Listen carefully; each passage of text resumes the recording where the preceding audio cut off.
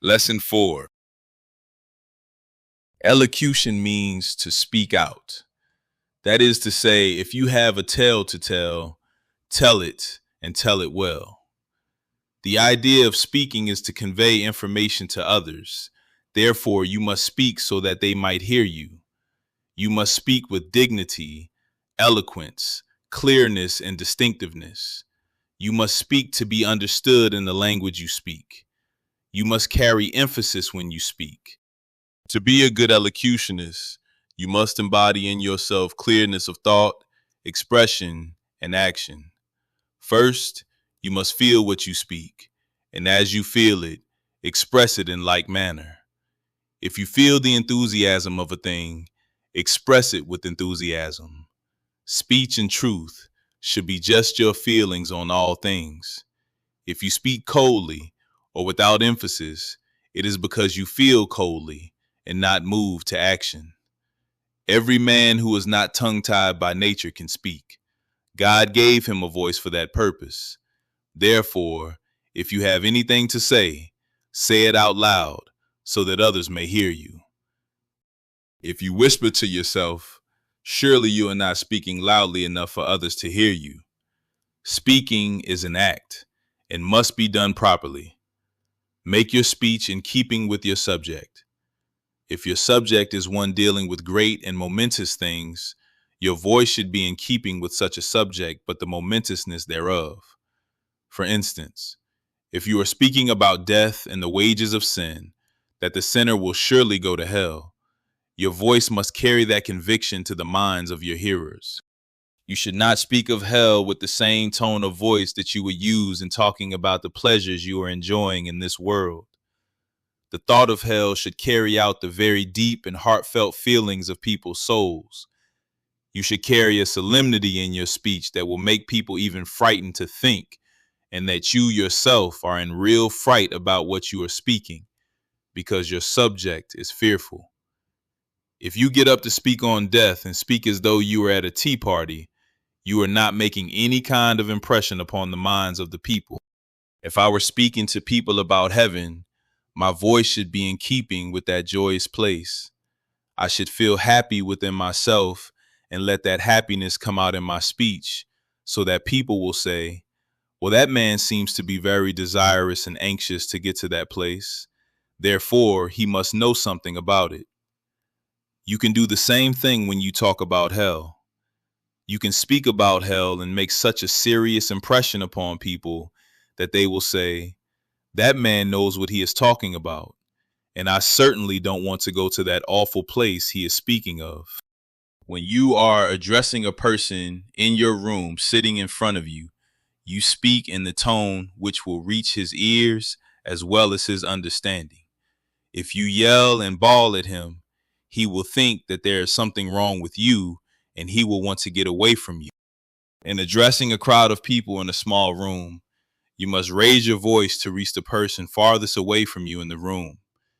If you are addressing 100 people, you should raise your voice loud enough in expressing yourself so that the person sitting farthest away from you will hear every word distinctly.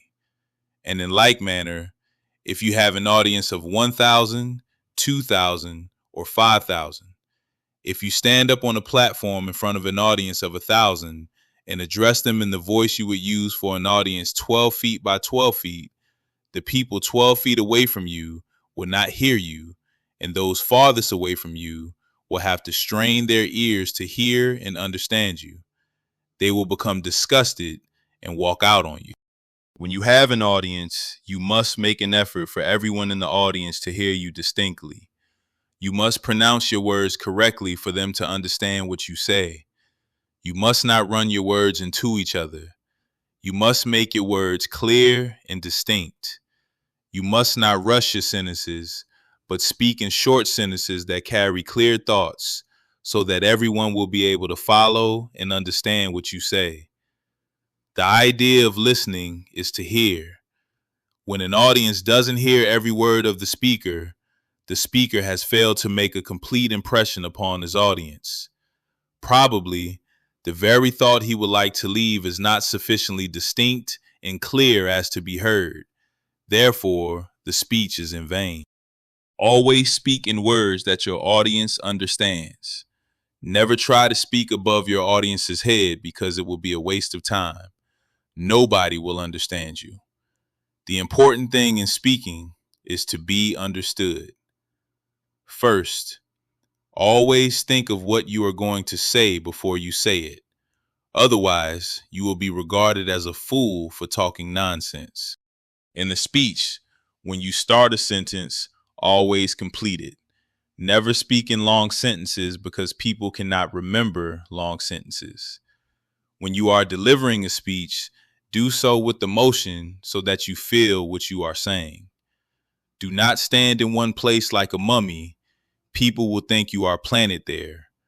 Put action behind your feelings and move as your feelings direct. If you are honest in what you are saying, you will feel it and it will move you. Always be enthusiastic about your subject. The way to do that is to know it well. Make your hands, feet, and eyes give expression to your thoughts. Never express what is supposed to be an inspirational thought without first giving expression to the thought. You can do that by the movement of your body according to the response of your own enthusiasm. You must hypnotize your audience by expression. Stare into their eyes and firmly express yourself. You must not shiver from their glare. You must make them shiver from yours. In that way, you will subjugate them and make them do what you want.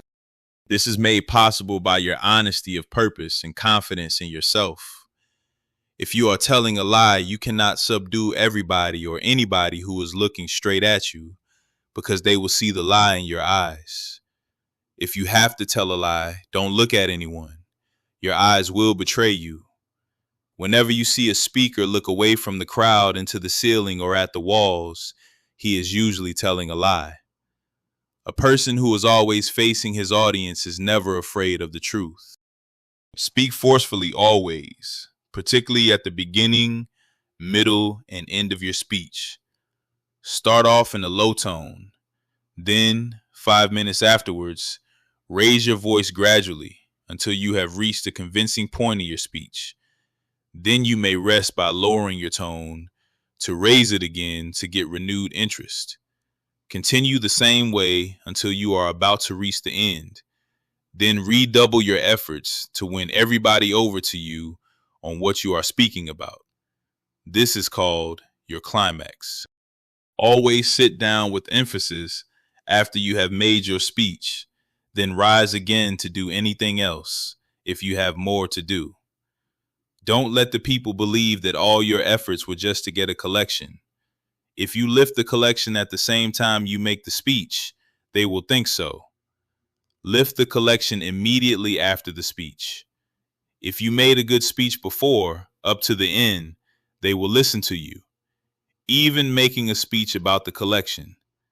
If the speech was no good, you will have a no good collection. To speak properly, you must have good sound teeth. You must have clear nostrils. Your lungs must be sound. You must have a healthy chest. Your stomach must not be overfull, and you must not be hungry. Never try to make a speech on a hungry stomach. You may faint and die before you are finished. If you have a nasal obstruction, go to the doctor and have it corrected. If you are suffering from lung trouble, see the doctor. To be able to make a speech for an hour or an hour and a half or 2 hours, you must treat and train your constitution. Your chest is the most serious part to be affected. If you don't have a strong chest, you will feel exhausted in attempting to make a long speech. To prevent this, eat as many eggs as possible. You should eat eggs at least once a day, not hard but soft-boiled or raw if you can stand it. This will strengthen your chest, and after a time, it will become so hardened that you will speak 5 or 6 hours without feeling it. This must be done regularly, and as long as you are going to indulge in public speaking, you must eat eggs. You should also develop the disposition to drink water and sip it at intervals if your throat becomes thirsty and dry. It is the most difficult thing to speak with a dry throat. All the straining you do will be of no effect because your words will be monotonous. There will be no harmony and rhythm. Soften your palate with water and bring back the music to your voice. You must never speak in a monotonous tone. Speaking is really music in another way. You must strike the different notes, play the different notes, and let the people hear the sound and the harmony. This is done by giving each word its proper note, sound, and emphasis. You must strike the right chord. For goodness sake, always speak out. Always speak loud enough for others to hear you, unless you have something to hide. The desire is to be heard, then let them hear you. Most preachers fail because their congregations do not hear them, especially Anglican preachers. Negro Baptist preachers and AME preachers can raise more money than any other preachers because they talk loud enough to be heard and have more emotion in their expressions than other preachers. This is a hint. Such preachers are always fat because they always have responsive congregations due to their ability to reach the congregation in telling them what they want. If you want anything told, tell it and tell it well so that nobody will misunderstand. You must open your mouth and not be afraid of doing so unless you have only gums and are afraid of people seeing the nakedness of your mouth. Always try to avoid a cold because it is ruinous to any speaker. Whenever you catch one and have to speak, go to the drugstore immediately and secure some speaker's tablets to clear away the phlegm. It is good to use eucalyptus for inhaling to keep the nostrils clear so that you will have a perfect sound to your words. Don't chew your words. Talk them out plainly. Otherwise, no one will understand what you mean. Practice speaking to yourself in your room, in your own hall, drawing room, or in any place where you will not be disturbed. Go to the sea, beach, or the woods and talk to yourself or to nature to practice so that you will have command of your expression and you become accustomed to speaking. Never be afraid of your audience. If you know your subject well, you have no cause to be afraid.